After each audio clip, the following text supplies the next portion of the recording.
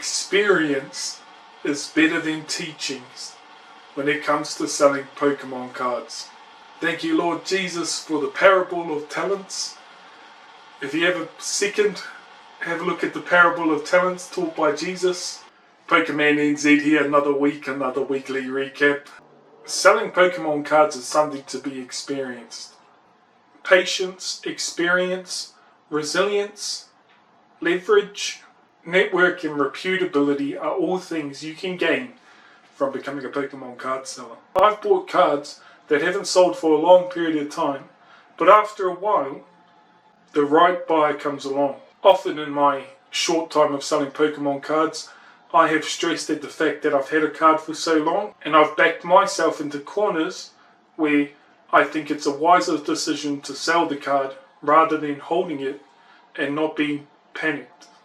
On Trade Me, you'll get a lot of offers. If you have your offers open, people will offer you every day, and it'll be close to what you paid for it. You might make a small profit, but be resilient. I simply don't allow offers because you have leverage.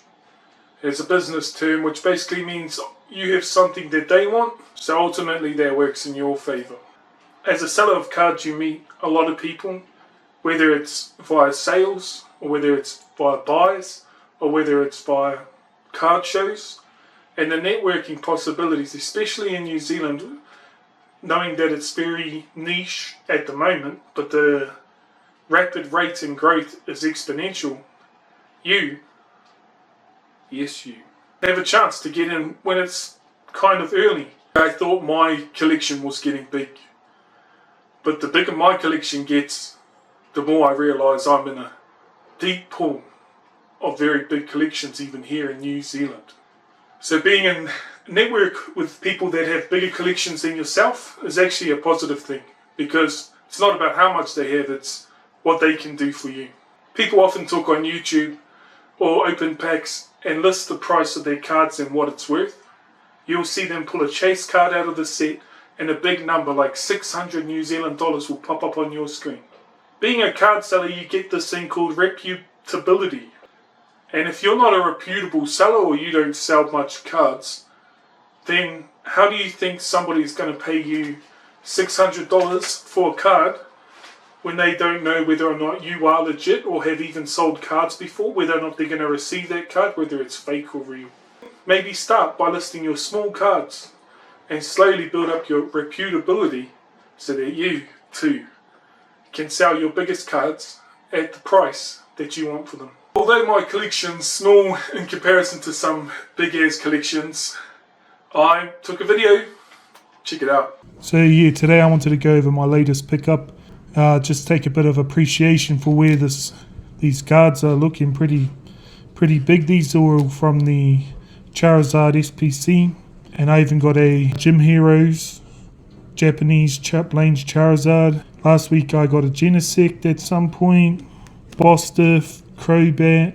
I picked that up at the card show. I've got like a Zacian here, a Pikachu V Sword and Shield promo, a Heart Gold Soul Silver Lugia, old Venusaur from 2009, a 2008 Glaceon deck exclusive, I believe, a Gardevoir, a Mega Gardevoir from Radiant Collection, even a Ho-Oh from Heart Gold Soul Silver.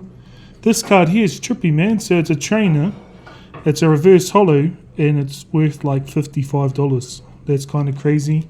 And one of my favorite cards I have is this Detective Pikachu. This is my personal stuff that I like collecting. So I've got my Scaladurges, my Miraidon, Fuecoco, more Scaladurges. Damn, I've got like 6 Scaladurges now. Quaxwells, Quaxley, all the Scarlet and Violet base starters. Quaquavels, Coridons, Meowscaradas. Tabs right now. None of these are even posted, so all listed. So I've got my own Coridon. It's a PSA 9.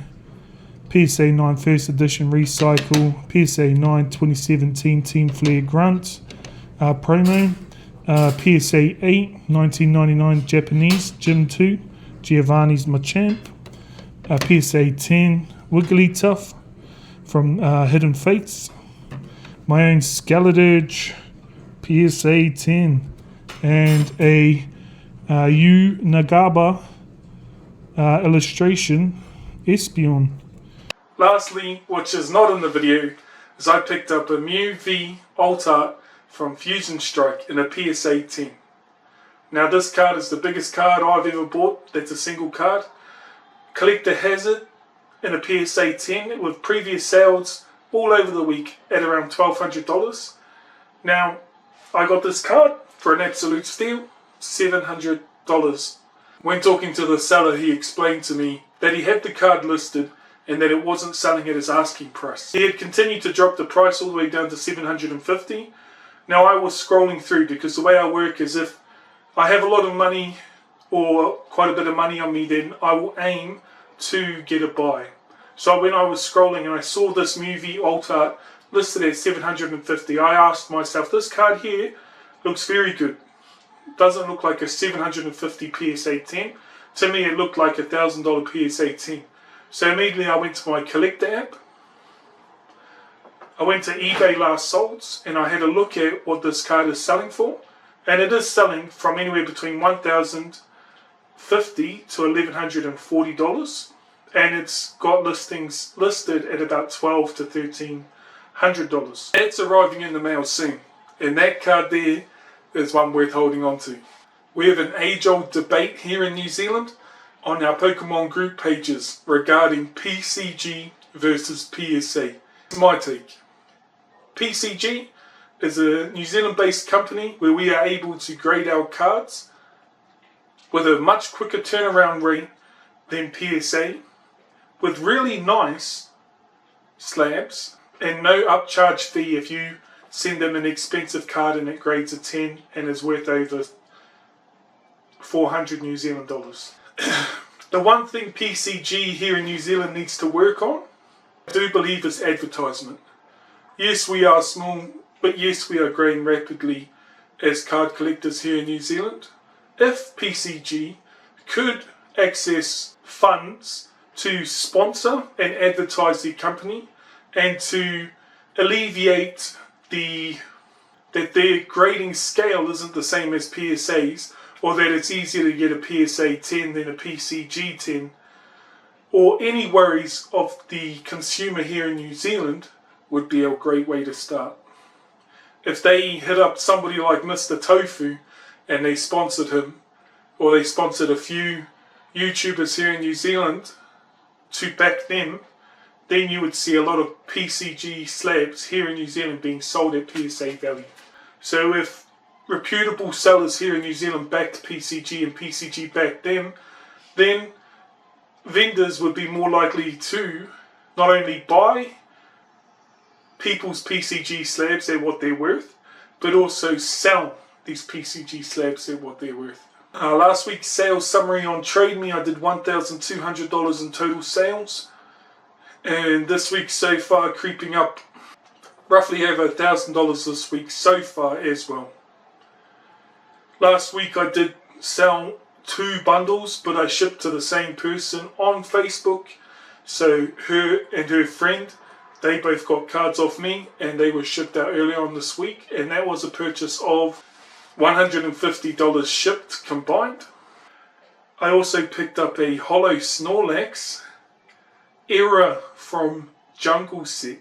Now this card is only one of 10% of the jungle print that were released. So only 10% of jungle cards have the jungle symbol era, and this one here is a Snorlax Holo.